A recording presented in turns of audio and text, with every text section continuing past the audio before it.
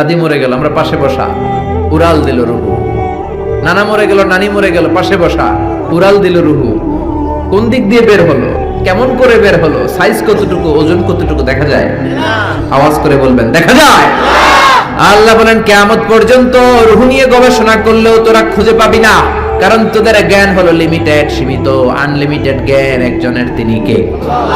এজন্য মক্কার কাফিররা বলল, মুহাম্মদ রুহু কারে বলে আমাদেরকে বলো। বিশ্বনবী বলতে পারে না, কারণ বিশ্বনবী মন গড়া বলে না। আল্লাহ যখন শিখিয়ে দেন, আল্লাহর শেখানো কথাগুলো বিশ্বনবী বলে। জোরে কোন ঠিক কিনা? বিশ্বনবী আকাশের দিকে তাকিয়ে আছে। সাইয়েদনা জিবরাইল কোরআনের আয়াত নিয়ে এসে বললেন, ও নবী আপনি বলে দেন, কুলির রূহু মিন আমরি রাব্বি ওয়া মা উতিতুম মিনাল ইলমি ইল্লা কালিলা। পড়েন আল্লাহু আকবার। রূহু হলো আল্লাহর আদেশ। জোরে বলেন কার আদেশ? এই রূহু ঢুকে কার আদেশে?